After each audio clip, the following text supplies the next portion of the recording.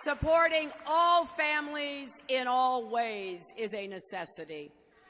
And when I talk about families and what I want to see us do to stay true to our values and give every single person in this country a chance to live up to his or her God-given potential, Mr. Trump likes to say, I'm playing the woman card. Well, you know what I say? If fighting for equal pay and paid family leave and raising the minimum wage and affordable child care is playing the woman card, then deal me in.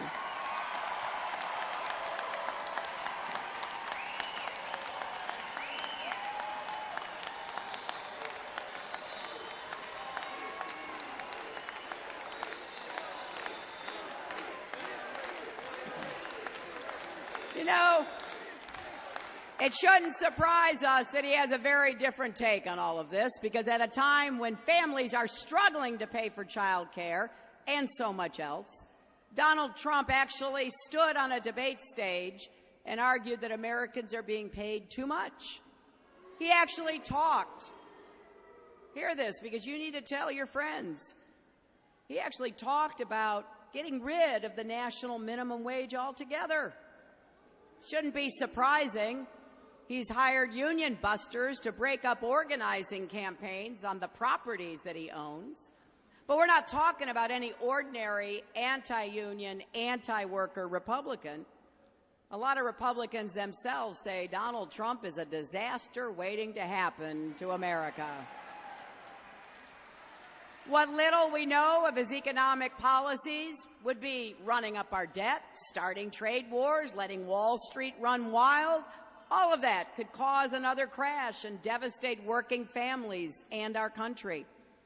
Trump economics is a recipe for lower wages, fewer jobs, more debt. He could bankrupt America like he's bankrupted his companies.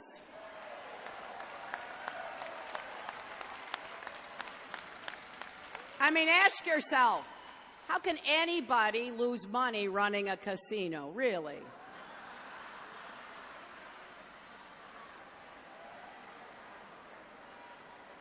And that's not all. I hear every day from families who are afraid of what a Donald Trump presidency would mean for millions of immigrants living and working in America.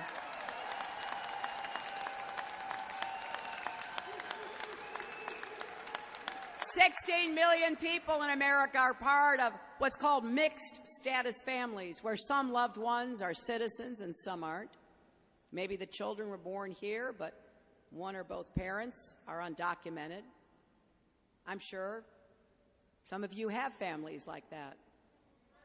And these are not just statistics, are they? We're talking about real people. Men, women, and children. We're talking about neighbors, co-workers, and friends. A few months ago in Las Vegas, I met a 10-year-old girl named Carla Ortiz.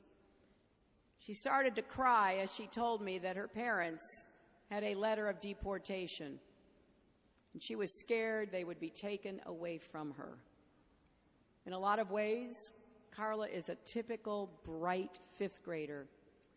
She loves science experiments, math, and Charlotte's Web. But she leaves for school every day terrified that her mom and dad, who are working hard to support their family, won't be there when she gets home.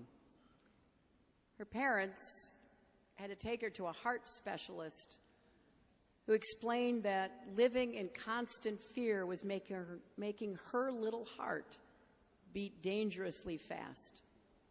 So when Donald Trump talks about deporting 11 million immigrants, he's talking about ripping apart families like Carla's.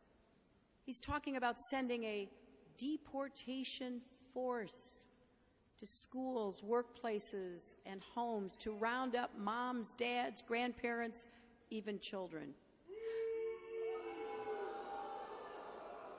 When he talks about ending birthright citizenship, he's talking about kicking children who are born here out of the only country they know.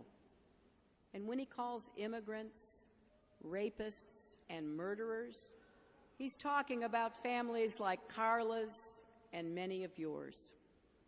You know, the most important measure of any society is how we treat those at the beginning, our children, and those at the end, the elderly. What kind of country would we be if we let Donald Trump rip our families apart? We have to reject this wrong vision for America with a strong, clear voice. We have to stand up for hardworking American families, and that includes hardworking immigrant families. Mom and dad should be preparing their kids for their futures, not for the possibility that they could be hauled away at any moment. In my first 100 days as president, I will introduce comprehensive immigration reform.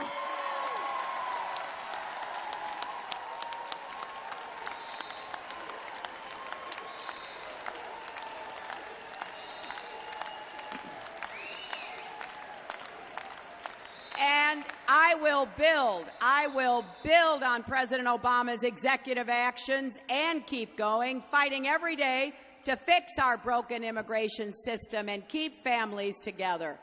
Now, these are just some of the reasons why this is one of the most important elections in our lifetimes. The only thing standing between Donald Trump and the Oval Office is all of us. We are coming to the end of the Democratic primaries.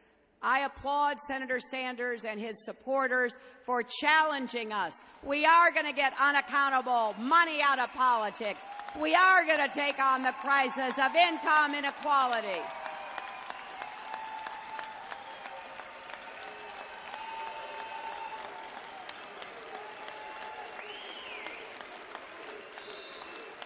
And we are going to unify the Democratic Party and stop Donald Trump.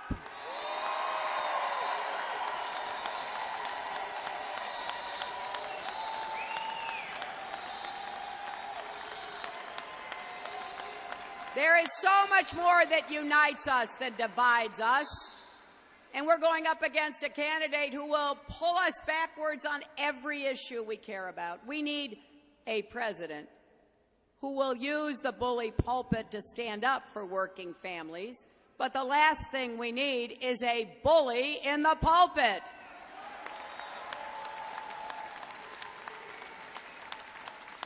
And nobody knows better than a union like SEIU that the only way to stand up to a bully is to stand up together.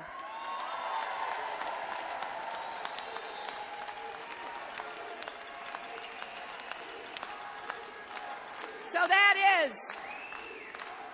that is what I want to do with all of you. It's what unions are about. It's what I've been about my entire life, ever since I went to work for the Children's Defense Fund. We're going to have each other's back. We're going to lift each other up. We're going to leave no one behind. We're going to build a better future, not just for ourselves, but for the hardworking people and their children across America. That's how we will be our best. The lesson of the labor movement, the lesson of America's history through good times and hard times is that we are stronger together. So let's keep fighting. Let's keep working. Let's win an election in November and make sure our country is the country that we know represents our best values, not our worst. Thank you, and God bless you. This